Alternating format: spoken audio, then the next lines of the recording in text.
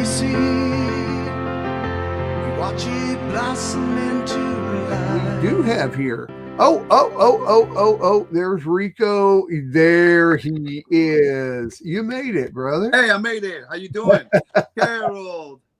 Uh, Carol, my sister. Oh my God. Hola Rico, ¿cómo estás? Yeah, no. Good and not good. I miss my friend. Me too. I miss my friend. It hasn't really dawned on me. And it's one of those things that thinking about you and praying for you. And I can't even imagine how you feel right now. Mark, what's up, bro? hey, brother. And what can you say? I miss one of my best friends. One of the few people that I could truly trust in ministry. Mm-hmm. I could always count on a sound advice.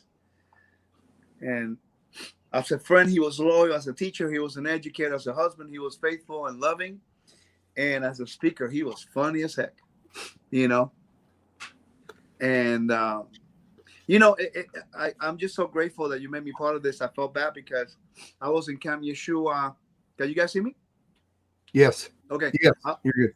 I was in Camp Yeshua, and I didn't have the time to do the video, the HRN, honoring of Brad.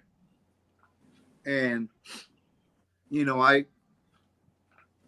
really don't know what to say because there's so much I could say, but I like to remember my friend, my brother, my counselor, for who he was. An incredible human being who gave his best, loved people. And one thing I learned about Brad is like he always looked at the best in people. He had that kind of personality. I'm not like that. I'm a little bit of a firecracker. So it's like he would always give me the advice that I needed to give me that balance that I needed also, So I remember, let me give you some stories of what happened and how I met Brad. I moved to Puerto Rico in 2004. And they told me about Brad. I didn't know who he was. No, that's not. Yeah, 2004. And I didn't. No, wait, it was not 2004. I went to Puerto Rico. It was earlier than that. I was there early for some reason, and I called Brad out of the blue, and I just say, "Hey, my name is Rico," and I guess he already knew who I was, heard my name because he was, we're working together with Lion and Lamb at the time, and I talked to him as if I knew him forever. It was really unique. It was like we talked. I got to talk to him, and I was so in awe of the fact that he treated me so well. Never met me before physically, and he said, "What's your address?" So I gave him my address. He sent me all his stuff. He never asked me for anything, and I'm going like, "Oh wow, that's very unique." Coming from the systems of religion, that's not how people respond. That was a big learning for me, a big lesson right from the get-go. Then about a few months later, maybe about 4 months later, I go to Brandon, and Brad is going to speak at some friends of mine, Angie and Bill Bishop, in Brandon, Florida. And I'm pulling up, and I'm walking towards the door. Brad is inside. Now, this is what really impressed me. He heard my voice, and I guess I have a distinctive voice. Maybe. He heard my voice, and he goes, "Is that Rico?" Well, he's inside. He's never met me before. He's never seen me. And I'm thinking, wow, how can this guy know my voice and remember I only talked to him once? And that was to me so incredible. The whole day I followed him around. I drove him all the way to St. Pete, and he was teaching the whole day. I took him to everywhere. I think I took him to dinner afterwards. And he left a huge impression. Then we started working. I got the opportunity to go into full-time ministry, and it was him and Bill Cloud. We will call the three amigos. We started doing a lot of stuff together. Actually, in reality, once I came in through Sukkot, it was really, you know, Bill and Brad who took me under their wings. Can you guys hear me okay? Hello? I see you fine, Rico. Okay. I only see myself, so so it was like just Bill and Brad who took me under their wing. You know, it's like they took me places, they recommended me places. Brad is responsible really for, me going into Africa. He recommended me. He took me with him. He recommended me in Australia and New Zealand and all over the United States. So what I love about him was the fact that he was willing to work as a team and recommend one another and help one another. And this is something that really impressed me about him was if he will hear something that I said from other people, he will call me and say, "Hey, Rico, what did you mean by that?" He will bring correction. He will keep me accountable. I love that. I never got upset because he called me. He asked me, "Hey, Rico, somebody said you said this. What did you really mean?" And I told him, "said Oh, okay, cool." I love the fact that he took the time, and we don't have enough of that anymore. That he took the time to, "Hey, Rico, come here, man. Sit over here. Let me talk to you." And you did it too, Carol. I remember we were in Israel and we were sitting there hanging out after, and you guys gave me advice, and and you don't play around. You say things like they are, and I welcome that. I think it's needed, when we're walking in the Torah and you have accountability from people who know more, who've been around more, who have more experience. And that left such a lasting impression in my life. That's what I miss. I miss the honesty. I miss that I can pick up the phone. And even if I don't talk to him for a year, that's my brother. It's as if I talked to him yesterday, And it's like, and I miss the fact that I could tell him, "Hey, Brad, I need this," or "What do you think about this?" And he will tell me not what I wanted to hear, what I needed to hear. I remember in South Africa, we were by ourselves. Carol didn't go that time. And they took us to this amazing reserve. All right. And it's like, we have nothing to drink.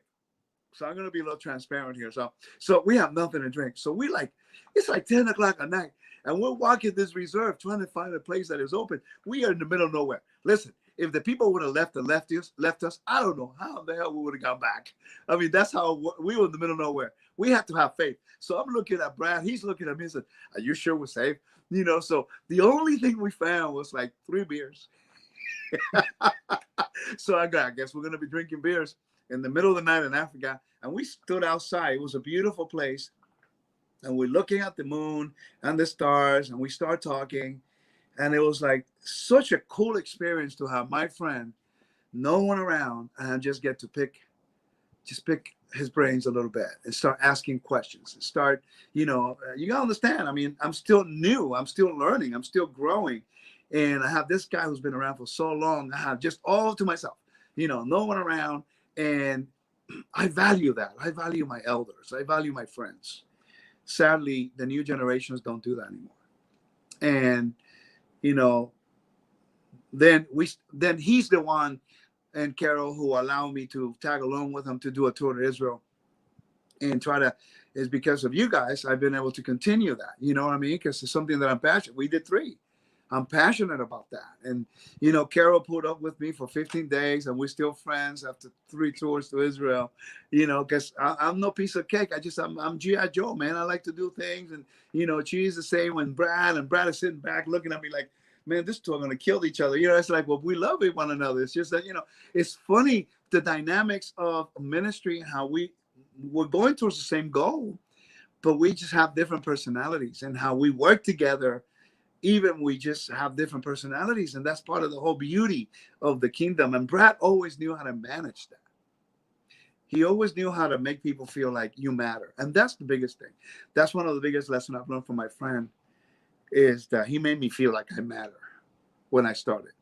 I'm praying and I hope that I can continue to do that. And I do want to continue to follow the legacy of my friend by focusing on the youth. I think that I need to continue that. We cannot let that go. I've been going to Camp Yeshua for a long time, and this year I went back and I saw what Brad was saying. Many kids really are not even understanding their their their faith, and they're in the middle of nowhere in this wilderness because their parents are so focused on arguing with each other, and we're forgetting the youth. We need to retake that. We need to focus with them. So I will do my best to continue the mantle of my friend and not let him down, because I know how dear that was to him. And, you know, someone who opened doors for you and someone who takes care of you. And I remember we went to, well, North Carolina, Carol. We went, I think that was the first conference that I did that you were there. I think that's when I met you. We hit it off. I love Carol. You know, we have the same personality. It's kind of scary. Yeah. All right. Yeah. Because it's like we love each other, but it's like if we're together for like 10 days, either you kill me, I'll kill you first. It's like one of those things, but we love each other. We're like brothers and sisters. It's really unique. It's like, I love you, Carol. Just I'll see you later. But that's the beauty, you know, and that's and I'm glad you're feeling better. You're doing okay. I haven't asked you. We haven't had a chance to talk. And you know, I gotta tell you, my only thing is that I felt that I could not be there for you guys when you needed me. You know, I just felt like that. It's like, that's why I kept texting you. See, okay, you know, it's bad, it's good. Because I wanted to do more. And I know that the time it didn't lend itself for me to do more.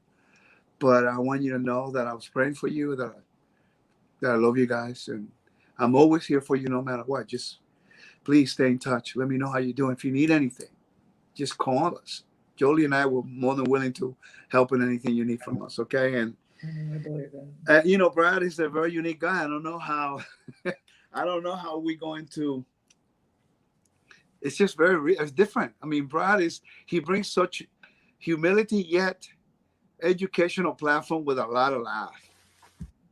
And some people are hard to replicate. That he's one of them. I just pray that, you know, we don't lose. Right. Look, the reality is the Father will raise up another Joshua.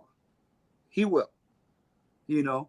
But the thing is, the beautiful thing, even though Joshua came in, Moses left such an impact that everyone keeps talking about Moses. And we do mention Joshua for the things he brought to the table. I just pray that the Lord will raise up other teachers, but I just hope we never forget the memory and the legacy that Brad has left for us, because I am a product of him taking me, a young guy, when I was like 38, you know, and he had patience with me and stuff. Now I'm 54, time flies.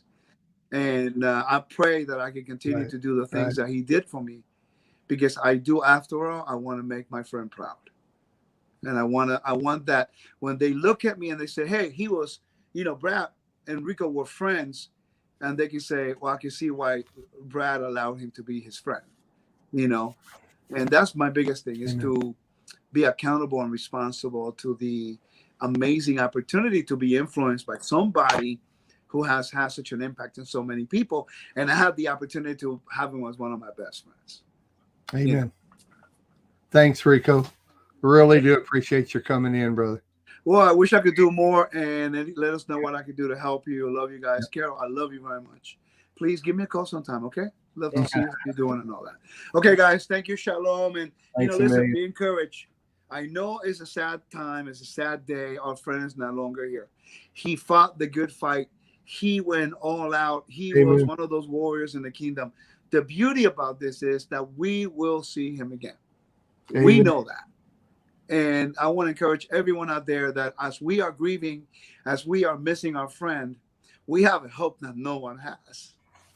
Yeah. We have that hope that no one has. We have the promise that no other nation has, that we will see our loved ones again. And Carol, you're going to see your husband again, and you're going to be with them forever. And just like, well, I'm going to have my friend forever. And that's something that although I was sad, but that hope of resurrection, man, it's like, that's amazing. So I'm grateful to be part of the kingdom. Shalom, guys. We love you guys. Thank you. And God bless, brother. Thank you, Mark. You bet. Bye, Carol.